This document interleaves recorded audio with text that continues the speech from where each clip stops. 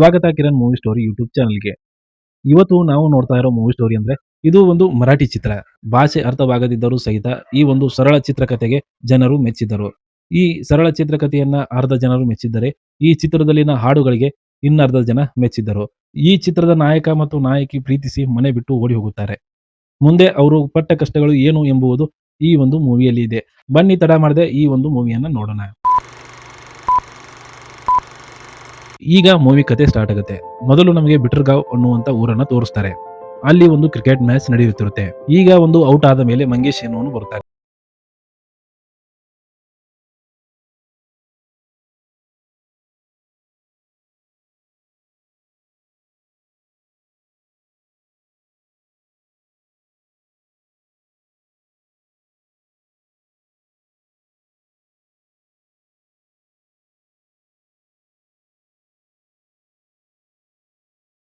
ನಾಯಕನನ್ನು ಹುಡುಕುತ್ತಾ ನಾಯಕ ಇದ್ದಲ್ಲಿಗೆ ಬರ್ತಾನೆ.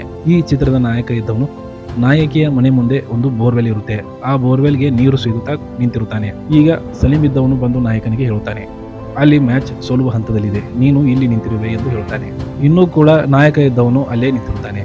ಈಗ ನಾಯಕನಿಗೂ ಅರ್ಥ ಆಗುತ್ತೆ ಇನ್ನು ಮೇಲೆ ನಾಯಕಿ ಹೊರಗೆ ಬರುವುದಿಲ್ಲ ಎಂದು. ಆಗ ಅಲ್ಲಿಂದ ನಾಯಕ ಮತ್ತು ಸಲೀಂ ಇದ್ದವರು ಇಬ್ಬರು ಸೇರಿ ಮ್ಯಾಚ್ ನಡೆಯುವಲ್ಲಿಗೆ ಬರುತ್ತಾರೆ. ಬಂದು ಮಂಗೇಶ್ನನ್ನ ಬ್ಯಾಟಿಂಗ್ ಬಿಡಿಸಿ ನಾಯಕ ಇದ್ದವನು 4 ಮತ್ತೆ 6 ಹೊಡೆದು ಮ್ಯಾಚ್ ಅನ್ನ ಗೆಲ್ಲಿಸುತ್ತಾನೆ. ಹಾಗೆ ಈ ಮ್ಯಾಚ್ ನಡೆಯುವಾಗ ಇಲ್ಲಿ ಪ್ರಿನ್ಸ್ ದಾದಾ ಪಾಟೀಲ್ ಎಂಬುವನು ಬರುತ್ತಾನೆ. ಇವನು ತಾತ್ಯಾ ಸಾಹೇಬ್ ಪಾಟೀಲ್ನ ಮಗ ಆಗಿರುತ್ತಾನೆ. ಇವರದು ಶ್ರೀಮಂತ ಮನೆತನ ಆಗಿರುತ್ತೆ. ಹಾಗೆ ರಾಜಕೀಯದಲ್ಲೂ ಕೂಡ ಇವರು ಉತ್ತಮ ಸ್ಥಾನದಲ್ಲಿ ಇರುತ್ತಾರೆ. ಹಾಗೆ ಈ ನಾಯಕಿಯ ತಂದೆಯೂ ಕೂಡ ಈ ತಾತ್ಯಾ ಸಾಹೇಬ್ ಪಾಟೀಲ್ ಆಗಿರುತ್ತಾನೆ. ಈಗ ರಾತ್ರಿ ಆಗುತ್ತೆ. ನಾಯಕಿ ಇದ್ದವಳು ತಯಾರಾಗಿ ಹೊರಗಡೆ ಬರುತ್ತಾಳೆ. ಹಾಗೆ ಮನೆಯಿಂದ ತಪ್ಪಿಸಿಕೊಂಡು ಬಂದ ರೀತಿ ಈಗ ಕಾಣುತ್ತದೆ. ನಾಯಕಿ ಇದ್ದವಳು ನಾಯಕನ ಮನೆಗೆ ಬರ್ತಾಳೆ. ನಾಯಕಿ ಹೆಸರು ಅರ್ಚನಾ ಆಗಿರುತ್ತೆ. ಹಾಗೆ ನಾಯಕನ ಹೆಸರು ಪ್ರಶಾಂತ್ ಆಗಿರುತ್ತೆ. ನಾಯಕನ ಮನೆಗೆ ನಾಯಕಿ ಬರ್ತಾಳೆ. ಬಂದು ನಾಯಕನಿಗೆ ಕಿಸ್ ಕೊಡುವಂತೆ ಕೇಳುತ್ತಾಳೆ. ಅವಾಗ ನಾಯಕ ಇದ್ದವನು ಮನೆಯಲ್ಲಿ ಎಲ್ಲರೂ ಇದ್ದಾರೆ, ಬೇಡ ಎಂದು ಹೇಳುತ್ತಿರುತ್ತಾನೆ. ಹಾಗೆ ನಿದ್ದೆಗನ್ನಲ್ಲೂ ಕೂಡ ಇದನ್ನು ಹೇಳುತ್ತಿರ್ತಾನೆ. ಅವಾಗ ನಮಗೆ ತಿಳಿಯುವುದು ಇದು ನಾಯಕ ಕಂಡ ಒಂದು ಕನಸಾಗಿತ್ತು ಎಂದು. ತಂದೆ ತಾಯಿ ಮತ್ತು ತಂಗಿಯೂ ಸಹಿತ ಎದ್ದು ಕೂಡುತ್ತಾರೆ. ನಾಯಕನನ್ನು ಕೂಡ ಇಲ್ಲಿ ಎಬ್ಬಿಸುತ್ತಾರೆ. ಅವಾಗ ನಾಯಕನಿಗೆ ತಿಳಿಯುತ್ತೆ ಇದು ಒಂದು ಕನಸಾಗಿತ್ತು ಎಂದು. ಬೆಳಗ್ಗೆ ಆಗುತ್ತೆ. ಬೆಳಗ್ಗೆ ಹುಡುಗರೆಲ್ಲರೂ ಸೇರಿ ಬಾವಿಯಲ್ಲಿ ಸ್ನಾನ ಮಾಡುತ್ತಿರುತ್ತಾರೆ. ಅಲ್ಲಿಗೆ ನಾಯಕಿ ಬರ್ತಾಳೆ. ಬಂದು ನಾವೆಲ್ಲರೂ ಸ್ನಾನ ಮಾಡುವರಿದ್ದೇವೆ, ನೀವು ಈ ಬಾವಿಯಿಂದ ಹೊರಗೆ ಹೋಗಿ ಎಂದು ಹೇಳುತ್ತಾಳೆ. ಅವಳು ಸಾಹುಕಾರನ ಮಗಳಾಗಿದ್ದರಿಂದ ಎಲ್ಲರೂ ಸಹಿತ ಅವಳಿಗೆ ಹೆದರುತ್ತಿರುತ್ತಾರೆ. ನಾಯಕನ ಗೆಳೆಯ ಇನ್ನೊಬ್ಬ ಇರುತ್ತಾನೆ. ಅವನ ಹೆಸರು ಪ್ರದೀಪ್ ಇರುತ್ತೆ. ಈಗ ಪ್ರದೀಪ್ ಇದ್ದವನು ತನ್ನ ತಲೆಗೆ ಶಾಂಪು ಹಾಕಿಕೊಂಡು ಬಾವಿಯಲ್ಲಿ ಸ್ನಾನ ಮಾಡಬೇಕೆಂದು ಬರುತ್ತಿರ್ತಾನೆ. ಆವಾಗ ನಾಯಕಿ ಇದ್ದವಳು ಅವನನ್ನು ಬೈದು ಹೊರಗಡೆ ಕಳಿಸುತ್ತಾಳೆ. ಆವಾಗ ಪ್ರದೀಪ್ನು ಕೂಡ ನಾಯಕಿಯ ಮಾತು ಕೇಳಿ ಅಲ್ಲಿಂದ ಹೊರಡುತ್ತಾನೆ. ಪ್ರದೀಪ್ ಇದ್ದವನು ಒಂದು ನದಿಯ ಕಡೆ ಹೋಗುತ್ತಾನೆ. ಅಲ್ಲಿ ನಾಯಕ, ಸಲೀಂ ಮತ್ತು ನಾಯಕನ ತಂದೆ 3 ಜನ ಸೇರಿ ಮೀನಿನ ಬಲೆ ಹಾಕುತ್ತಿರುತ್ತಾರೆ. ದೂರಿನಿಂದ ಪ್ರದೀಪ್ ಇದ್ದವನು ಹೇಳುತ್ತಾನೆ, ಬಾವಿಯಲ್ಲಿ ಸ್ನಾನ ಮಾಡಲು ನಾಯಕಿ ಬಂದಿದ್ದಾಳೆ ಎಂದು. ಅದು ಮೊದಲು ಕೇಳಿಸುವುದಿಲ್ಲ. ನಂತರ ಕೇಳಿಸಿದಾಗ ನಾಯಕ ಇದ್ದವನು ಮೀನು ಬಲೆಯನ್ನು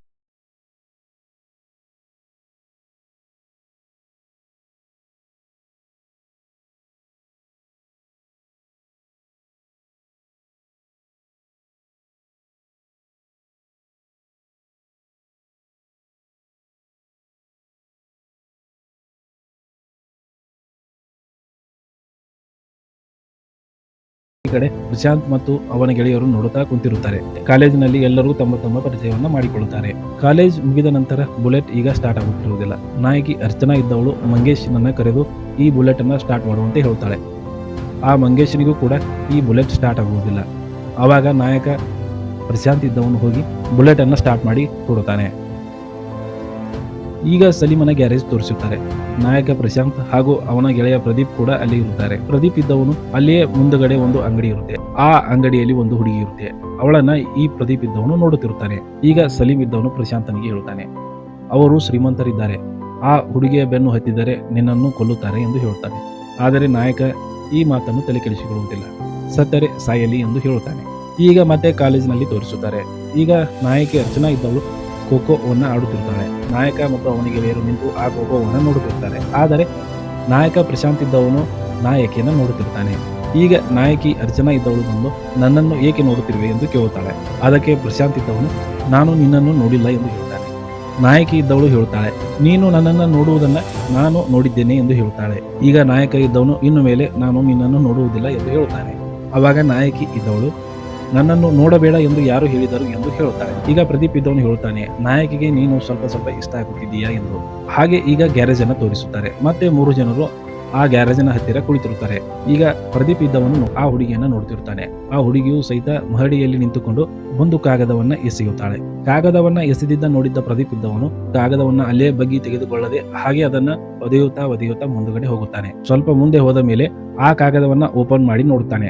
ಹಾಗೆ ನೋಡಿದಾಗ ಆ ಕಾಗದದಲ್ಲಿ ಆ ಹುಡುಗಿಯು ತನ್ನ ಬೆರಳುಗಳ ಉಗುರುಗಳನ್ನ ಕತ್ತರಿಸಿದ ಉಗುರುಗಳನ್ನೆಲ್ಲ ಆ ಕಾಗದದಲ್ಲಿ ಹಾಕಿ ಎಸೆದಿರುತ್ತಾಳೆ. ಈಗ ಪ್ರದೀಪ್ ಇದ್ದವನು ಹೀಗೆ ನೋಡುತ್ತಿರುವಾಗಲೇ ಇಬ್ಬರು ಗೆಳೆಯರು ಬರುತ್ತಾರೆ. ಇಬ್ಬರು ಸೇರಿ ಪ್ರದೀಪ್ನ ಮೇಲೆ ನಗಲು ಶುರು ಮಾಡುತ್ತಾರೆ.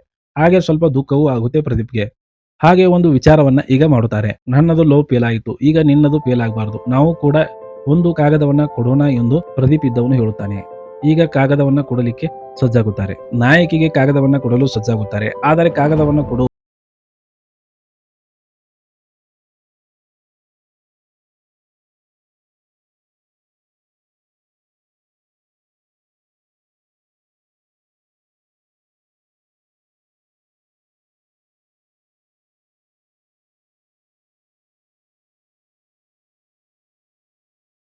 ನಾಯಕನ ಮುಂದೆ ಹೇಳುತ್ತಾನೆ. ಮತ್ತೆ ನಾಯಕ ಇದ್ದವನು ಈ ಸರತಿ ಮತ್ತೆ ಬಿಸ್ಕಿಟ್ ಅನ್ನ ತಿನ್ನಿಸಲು ಶುರು ಮಾಡುತ್ತಾನೆ.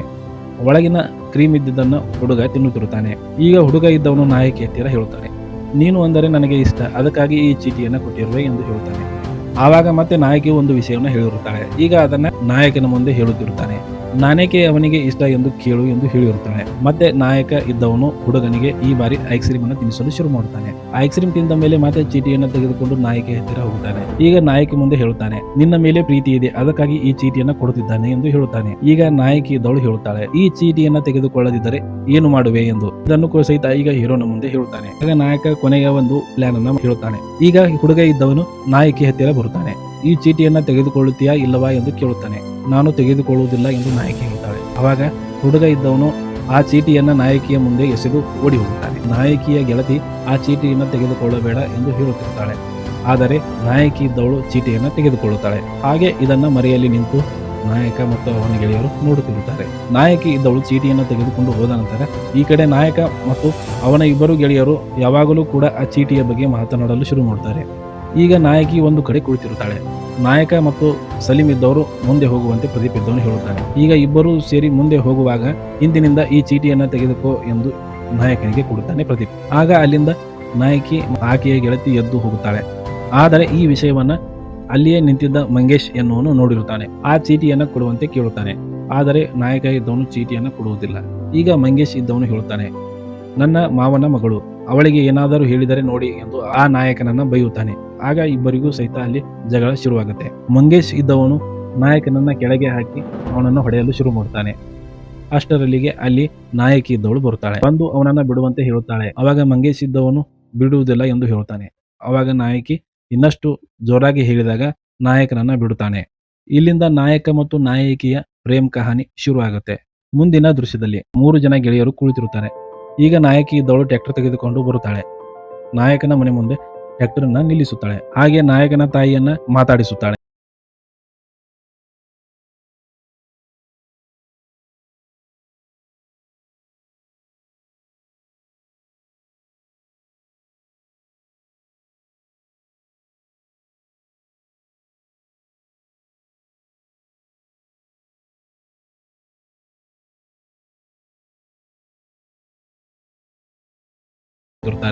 ಹೋಗುವಾಗ ಮಾರ್ಗದಲ್ಲಿ ಒಂದು ಟ್ರೈನ್ ಹಳಿ ಇರುತ್ತೆ.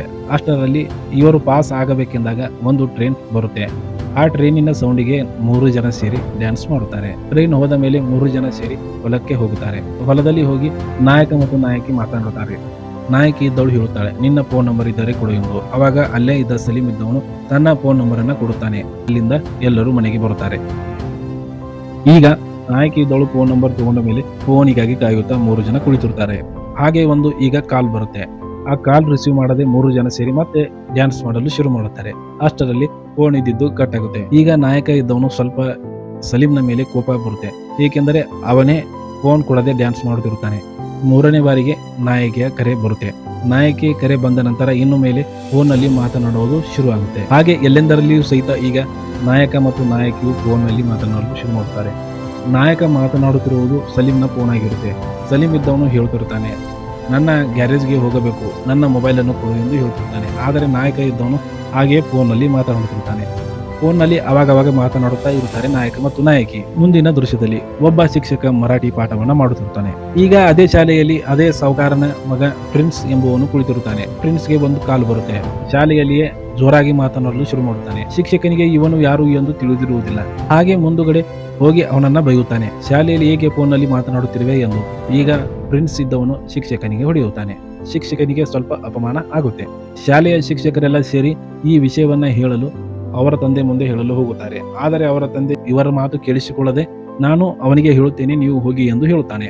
ಹಾಗೆ ಹೊಸದಾಗಿ ಬಂದಿರುವ ಶಿಕ್ಷಕನಿಗೆ ನಮ್ಮ ಬಗ್ಗೆ ಸ್ವಲ್ಪ ಹೇಳಿ ಎಂದು ಮತ್ತೆ ಶಿಕ್ಷಕರಿಗೆ ಹೇಳಿ ಕಳಿಸುತ್ತಾನೆ. ಮುಂದಿನ ದೃಶ್ಯದಲ್ಲಿ ನಾಯಕಿ ಮತ್ತು ನಾಯಕ ಮತ್ತೆ ಫೋನ್ನಲ್ಲಿ ಮಾತನಾಡುತ್ತಿರುತ್ತಾರೆ. ಹೇಗಾದರೂ ನಿನ್ನನ್ನ ಭೇಟಿಯಾಗಬೇಕು ಎಂದು ನಾಯಕ ಇದ್ದವನು ಹೇಳುತ್ತಾನೆ. ಅವಾಗ ನಾಯಕಿ ಹೇಳುತ್ತಾಳೆ, ತನ್ನ ತಮ್ಮನ ಬರ್ತ್ಡೇ ಇದೆ, ಆ ಬರ್ತ್ಡೇಗೆ ನೀವು ಬನ್ನಿ ಎಂದು ಹೇಳುತ್ತಾಳೆ. ನಾಯಕ ಇದ್ದವನು ಅಲ್ಲಿ ಬಂದರೆ ನನಗೆ ಒಂದು ಕಿಸ್ ಕೊಡಬೇಕು ಎಂದು ಹೇಳುತ್ತಾನೆ. ನಾಯಕಿ ಇದ್ದವಳು ಸಹಿತ ಇಲ್ಲಿ ಬಾ, ಅವಾಗ ನೋಡೋಣ ಎಂದು ಹೇಳುತ್ತಾಳೆ. 3 ಜನ ಸೇರಿ ಈ ಒಂದು ಪಾರ್ಟಿಗೆ ಬರುತ್ತಾರೆ. ಅಲ್ಲಿ ಒಂದು ಸಾಂಗ್ ಬರುತ್ತೆ. ಇದೇ ಸಾಂಗ್ ಈಗಲೂ ಕೂಡ ಪ್ರಸಿದ್ಧಿಯಾಗಿದೆ. ಅದೇ ಜಿಂಗಾಟ್ ಸಾಂಗ್ ಆಗಿದೆ. ಎಲ್ಲರೂ ಸೇರಿ ಕುಣಿಯುತ್ತಾ ಇರುತ್ತಾರೆ. ಈ ಜಿಂಗಾಟ್ ಅನ್ನುವ ಹಾಡು ಮುಗಿಯುತ್ತಿದ್ದ ಹಾಗೆ ನಾಯಕಿ ಇದ್ದವಳು ಮೇಲಿನಿಂದ ಕೆಳಗಡೆ ಇಳಿದು ಬರುತ್ತಾಳೆ. ನಾಯಕಿ ಇದ್ದವಳು ಮುಂದುಗಡೆ ಹೋದಂತೆ ನಾಯಕ ಹಿಂದುಗಡೆ ಅವಳ ಬೆನ್ನು ಹತ್ತಿ ಹೋಗುತ್ತಾನೆ. ಅಲ್ಲೇ ಒಂದು ಪಕ್ಕದಲ್ಲಿ ಒಂದು ಕಾರ್ ನಿಂತಿರುತ್ತೆ. ಆ ಕಾರಲ್ಲಿ ನಾಯಕ ಮತ್ತು ನಾಯಕಿ ಇಬ್ಬರು ಹೋಗಿ ಕುಳಿತುಕೊಳ್ತಾರೆ. ಹೊರಗಡೆ ಯಾರಾದರೂ ಬರುತ್ತಿದ್ದಾರಾ ಎಂದು ಸಲೀಂ ಇದ್ದವನು ನೋಡುತ್ತಾ ನಿಂತಿರುತ್ತಾನೆ. ಇಷ್ಟು ನಡೆಯುವಾಗ ಮನೆಯ ಮೇಲ್ಗಡೆ ಒಬ್ಬರು ಬಂದು ನೋಡುತ್ತಾರೆ. ಸಲೀಂ ನಿಂತಿರುವುದನ್ನು ನೋಡಿದ ಅವರು ಏನೋ ಒಂದು ಸಂಶಯ ಬರುತ್ತೆ. ಈಗ ತಂದೆಯ ಕಡೆಯವರು ಅಲ್ಲಿ ಬರುತ್ತಾರೆ. ಮೊದಲಿಗೆ ಬಂದವರು ಸಲೀಂನನ್ನ ಬಡಿಯುತ್ತಾರೆ. ಹಾಗೆ ಕಾರ್ ಬಾಗಿಲು ತೆಗೆದು ನೋಡಿದಾಗ ಒಳಗಡೆ ನಾಯಕ ಮತ್ತು ನಾಯಕಿ ಇರುವುದನ್ನು ನೋಡುತ್ತಾರೆ. ನಾಯಕಿಯನ್ನ ಬಡೆದು ಕರೆದುಕೊಂಡು ಮನೆಯ ಒಳಗಡೆ ಹೋಗುತ್ತಾರೆ. ಸಲೀಂ ಮತ್ತು ನಾಯಕನನ್ನ ಬಡಿಯಲು ಶುರು ಮಾಡುತ್ತಾರೆ. ಈಗ ಇಬ್ಬರನ್ನು ಹೊಡೆದು ಅವರ ಮನೆಗೆ ಕರೆದುಕೊಂಡು ಬರುತ್ತಾರೆ. ಮನೆಗೆ ಬಂದು ನಾಯಕನ ತಂದೆ ಮತ್ತು ತಾಯಿಯನ್ನ ಎಬ್ಬಿಸುತ್ತಾರೆ. ಪ್ರಿನ್ಸ್ ಇದ್ದವನು ಹೇಳುತ್ತಾನೆ, ಇವನನ್ನು ಇಲ್ಲಿಂದ ಊರು ಬಿಟ್ಟು ಕಳಿಸಿ, ಇಲ್ಲದಿದ್ದರೆ ಇವನನ್ನು ಕೊಲ್ಲುತ್ತೇವೆ ಎಂದು ಹೇಳುತ್ತಾರೆ. ಆವಾಗ ತಂದೆಯೂ ಸಹಿತ ನಾಯಕನನ್ನ ಹೊಡೆದು ಇವನನ್ನು ನಾಳೆಗೆ ಕರ್ಮಲ್ ಎಂಬುವ ಸ್ಥಳಕ್ಕೆ ಕಳಿಸುತ್ತೀನಿ ಎಂದು ಹೇಳುತ್ತಾನೆ. ಹಾಗೆ ಮರುದಿನ ಬೆಳಗ್ಗೆ ಕರ್ಮಲ್ಗೆ ನಾಯಕ ಮತ್ತು ಅವನ ತಂದೆ ಗೆಳೆಯರು ಇದ್ದವರು ಹೋಗುತ್ತಾರೆ.